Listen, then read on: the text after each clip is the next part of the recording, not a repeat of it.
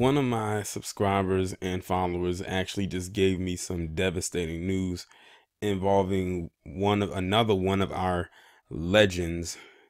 James Ingram passed away at the age of 66. That is relatively young. Um Definitely one of the best voices in music history, who after a few years didn't get the true recognition that I truly believe he deserved.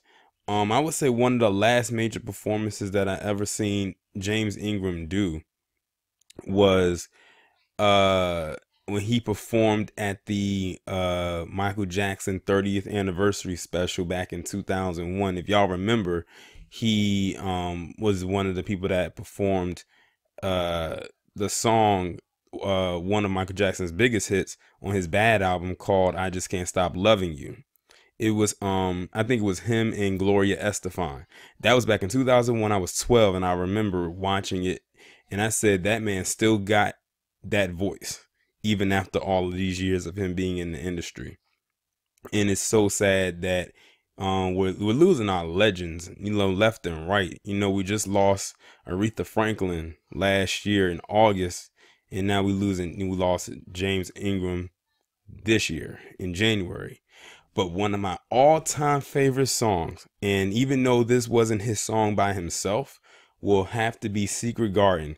I have my issues with Quincy Jones, but he knew what he was doing when he put that group together with Barry White and El DeBarge and I'll Be Sure and James Ingram to do that song. Like, after this commentary is over, I'm gonna probably go turn that song on. I would probably play it in the background if I knew I wouldn't get a copyright infringement on this video, because that right there is one of the best love song ballads ever recorded. And I thought that song came out in the late 80s, but it turns out it came out in 1991.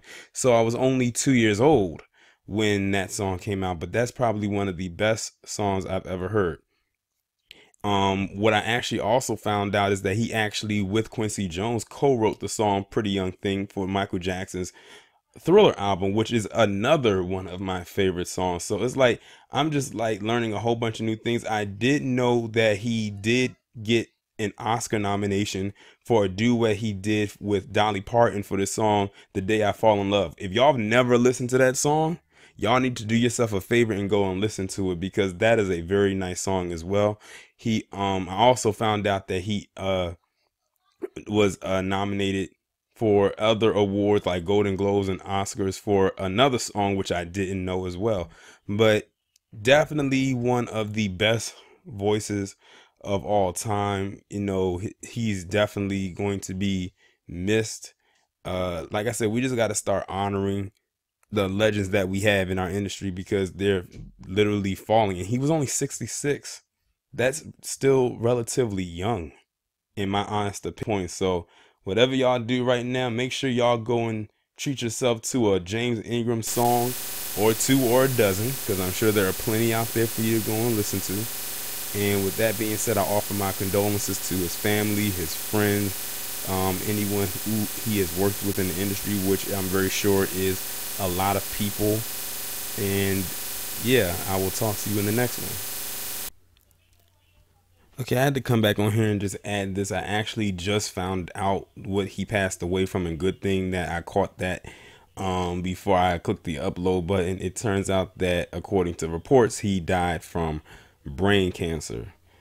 What a way to go. I'm telling you, that cancer is something else. Once it gets out of control, that's pretty much it, and it's just a matter of trying to suppress it and, keep it from spreading. But once it hits certain parts of the body, such as the brain, that's pretty much it. But again, I offer my condolences to his family, his friends, his associates, and everyone who had a connection to him.